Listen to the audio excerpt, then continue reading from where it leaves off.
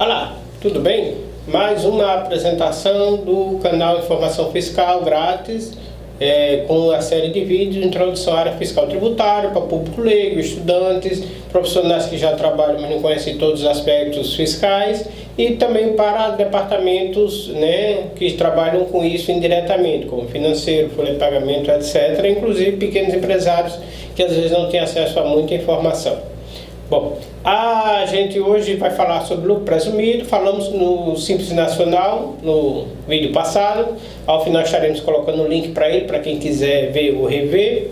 E vamos começar. Roda a vinheta.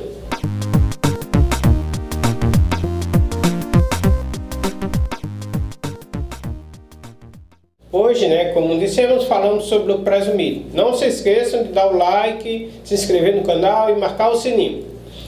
O lucro presumido está lá no decreto 2580, que é o famoso regulamento de imposto de renda, no artigo 587 a 601, e está na Instrução Normativa 1700, no artigo principalmente 2014. Tem mais coisas em outros artigos. É interessante, que o decreto ele é tão grande, ele tem mais de 1000 artigos, que a própria Instrução Normativa 1700, ela quase que copia a lei, porque a lei o decreto, é muito detalhado. Então vocês vão ver artigos lá exatamente igual a Instrução Normativa, que a Instrução Normativa quase não teve muito que detalhar. Bom, começamos no lucro presumido, informando que no lucro presumido ele trabalha com PIS e COFINS cumulativo. Isso não é opção. PIS e COFINS cumulativo significa que ele tem uma alíquota menor, no caso normalmente 0,65% e 3%, ao invés de 1,65% e 7% e 25%, mas ele não tem crédito de fases anteriores, É uma forma, entre aspas, de benefício fiscal, uma vez que ele tem uma alíquota menor. Cabe ao administrador fazer com que isso reverta em ganho para ele. A base de cálculo é o faturamento mensal, simples, quase simples. Tem uma regra geral, o da alíquota aqui é o lucro presumido. Eu vou entender essa palavra de lucro presumido, porque a gente pensa 8% como se fosse quase uma alíquota. Na verdade, para o público leigo, é como que o governo tivesse feito um cálculo estatístico e estimado que para essa situação, aquela empresa, naqueles parâmetros, naquele tipo de comportamento, ela teria um lucro de 8% para imposto de renda e 12% para contribuição social sobre o lucro e 100% na base de PIS e COFINS. É interessante, que isso aqui é a regra geral, tem um detalhamento que a gente vai falar depois, mas a regra geral é esta. Venda de imobilizado não é faturamento, claro, mas pode gerar ganho de capital. Então tem que ser apurado, além do faturamento, ganho de capital quando a venda de imobilizado. Comprou imobilizado por 100 mil, naturalmente que é o valor residual, ganho de capital em relação ao valor residual. Então eu tenho 100 mil, depreciei, por exemplo, 50 mil, eu tenho um valor residual de 50 mil. Se eu vender pelo menos 50 mil, eu não vou ter ganho de capital. Desculpe, se eu vender acima de 50 mil, eu vou ter um ganho de capital e vai ser tributado juntamente com o faturamento. Fato gerador, a gente tem a apuração trimestral, o fato gerador da parte do presumido. A competência naturalmente é os 3 meses. A forma de apuração, é competência ou caixa, e a competência é pelo faturamento normal. Faturou 100 mil neste mês em notas fiscais, então o faturamento é aquele.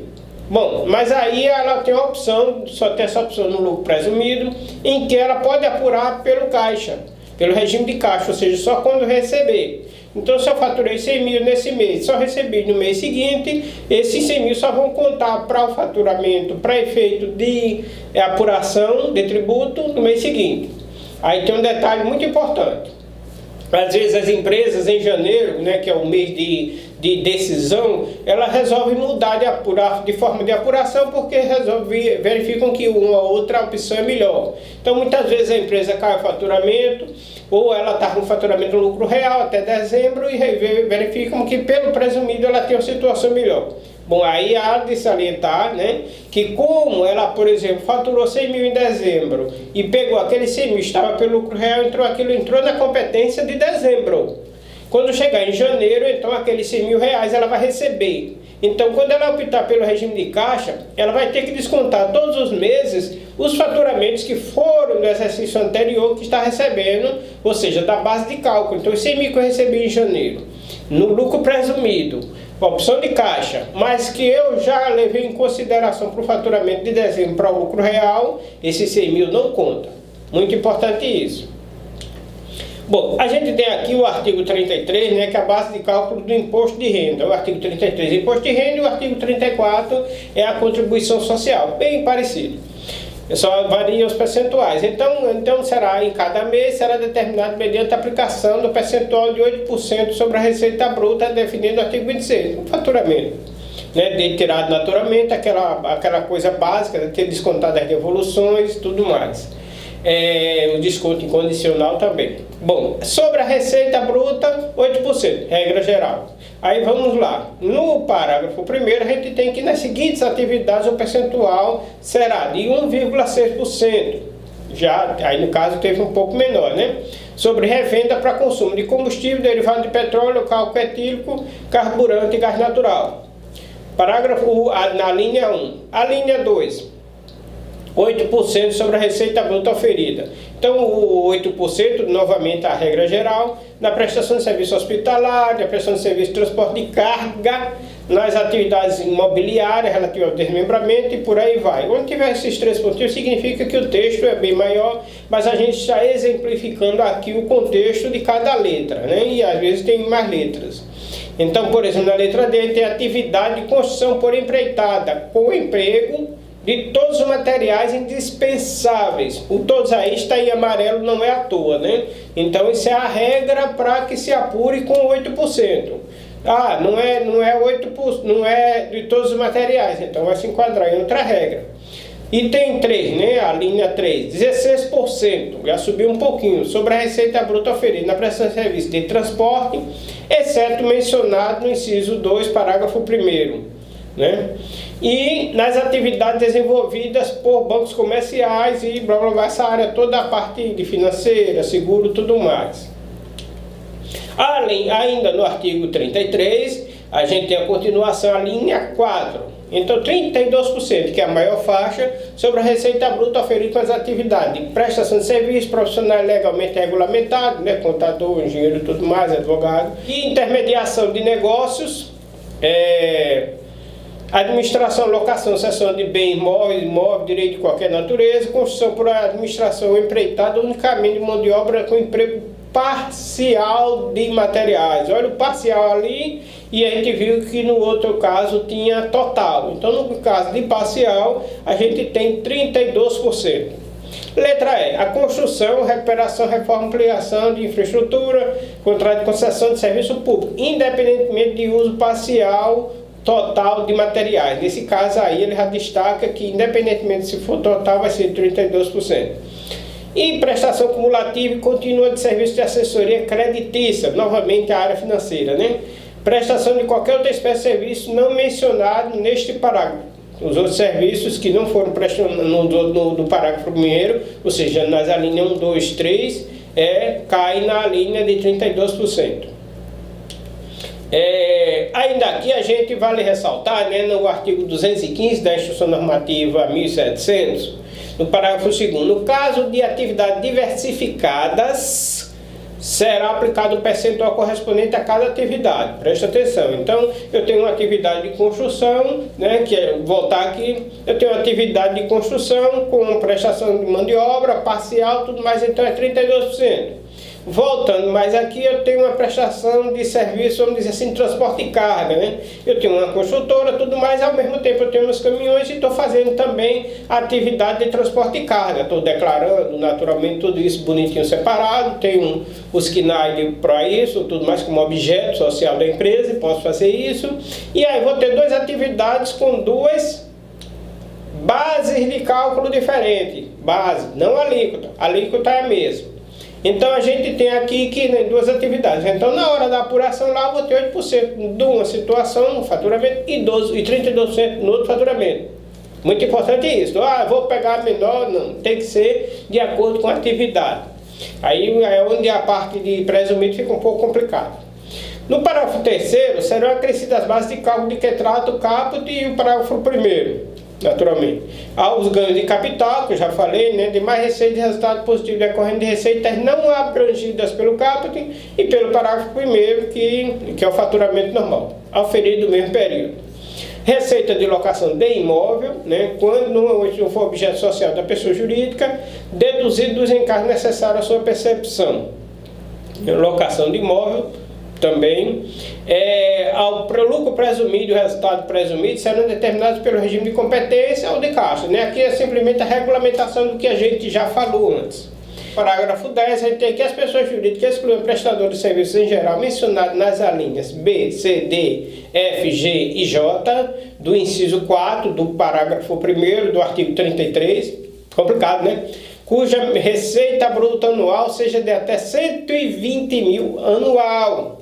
Poderá utilizar, ou seja, é quase perto do MEI, que é 81 mil reais. Poderão utilizar na determinação da parcela da base de cálculo, imposto de renda, o caput e o percentual de 16%.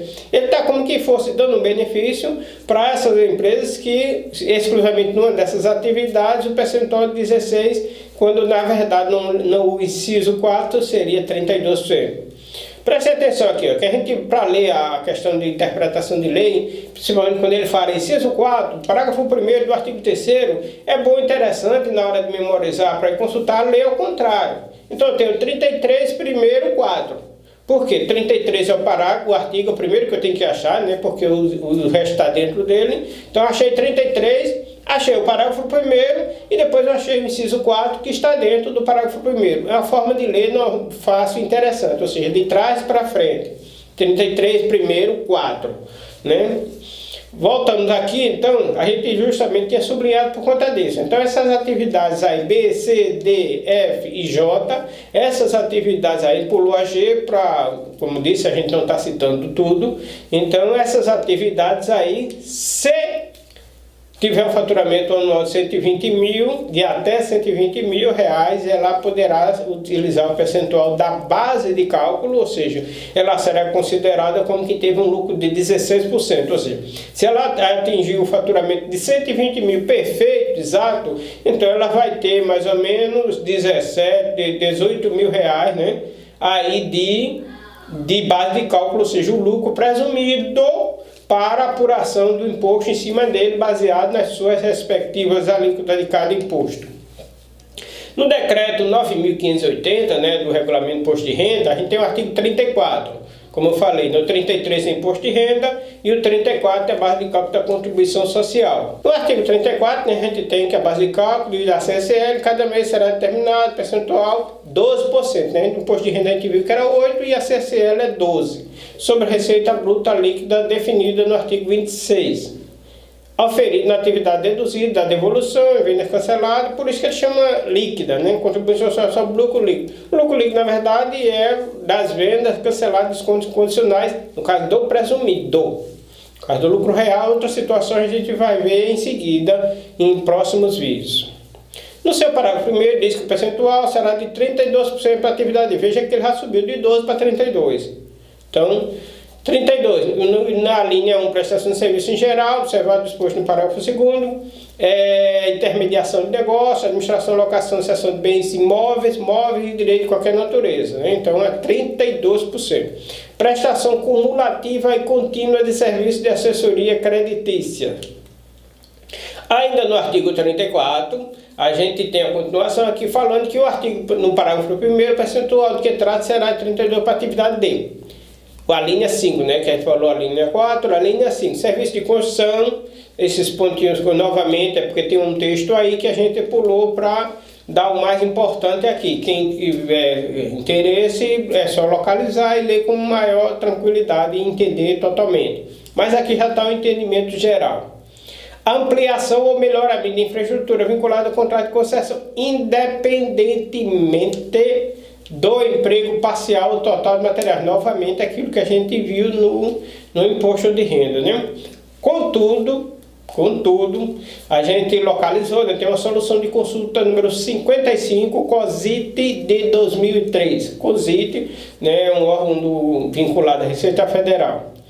Fornecendo o empreiteiro, né, naturalmente aqui não está o texto todo, localiza a solução de consulta e pode ler e entender tudo o restante. Mas o mais importante está aqui.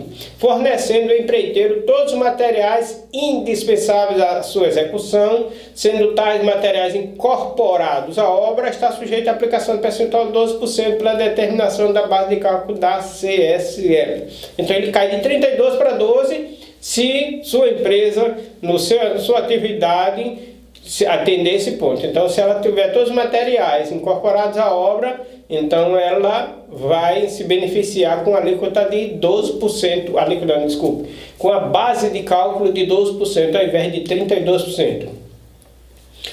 Vencimento, né? O vencimento ocorre no dia 25 ou dia útil anterior, né? A maioria dos tributos são assim, ele vence num dia, e assim como as obrigações, e cai para o dia anterior caso, por exemplo, como FGTS, cai para o dia anterior caso o dia caia no dia não útil. Alíquota: imposto de renda da pessoa jurídica 15%, mais adicional 10% e a contribuição social 9%. Não muda, isso aí não muda. Isso é para o presumido, isso aí é para o lucro real. O que muda é só a base de cálculo. No presumido a gente falou aqui, né, as bases de cálculo, né, que são achadas através de percentual estatístico lá da Receita Federal, e no lucro real isso vai ser em cima de um lucro apurado contabilmente. Bom, ainda aqui nessa parte, a gente tem, como a gente já falou, né, pode haver mudança de lucro real para o lucro presumido.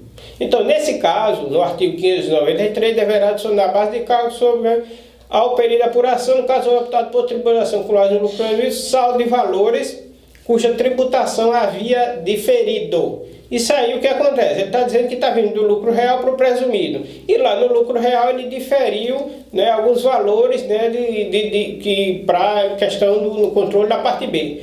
Mudando para o presumido, esses valores vão cair no faturamento. Eles vão ser remanejados da parte B direto para constar na base de cálculo do primeiro trimestre, desculpa. Bom, a Lei 9.430, no seu artigo 54, que está citado aí no artigo 593, adiciona a base de cálculo imposto correspondente ao primeiro período de apuração, no caso optado pela tributação. Naturalmente, o primeiro período é o primeiro trimestre. O saldo de valores por a tributação havia diferido, ou seja, a mesma coisa.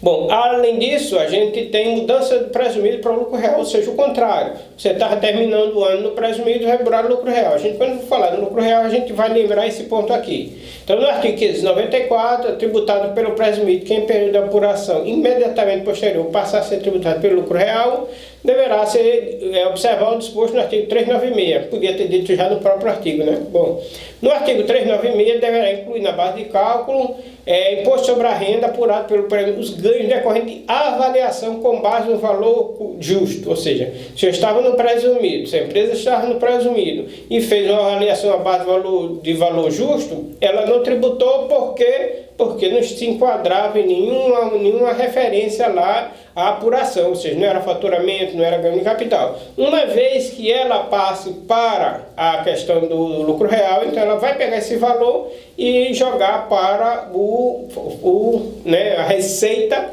e, consequentemente, ser apurado no lucro real. Então é bom pensar bem se essa questão de avaliação é valor justo, principalmente se for representar uma receita, se vale a pena fazer ou não. Em algumas situações vale, mas em outras não. Bom, concluímos aqui, né? A gente vai colocar aqui o link para o vídeo anterior. Agradecemos quem está assistindo. Marque o sininho, marque gostei, inscreva-se no canal para ficar recebendo, né? Marcando o sininho para ficar recebendo. Isso conta para um estímulo para a gente continuar essas aulas. Essas aulas são inteiramente grátis até o final. A gente ainda tem muita coisa pela frente. Além de concluir a parte de discriminação de cada tributo, ainda faltam muito muitos. A gente tem depois a apuração desses tributos. A gente apenas usou a legislação para dizer como é que faz, mas a gente vai também demonstrar a apuração e no final a gente tem as declarações, né, correspondentes às declarações acessórias, obrigações acessórias, que são as declarações que vão pegar esses dados e jogar e informar a Receita Federal. Compartilhe com os amigos, né? Tem gente que talvez não conheça o que você conhece e precisa conhecer também. Vamos divulgar o conhecimento, vamos compartilhar o conhecimento. Até a próxima, muito obrigado.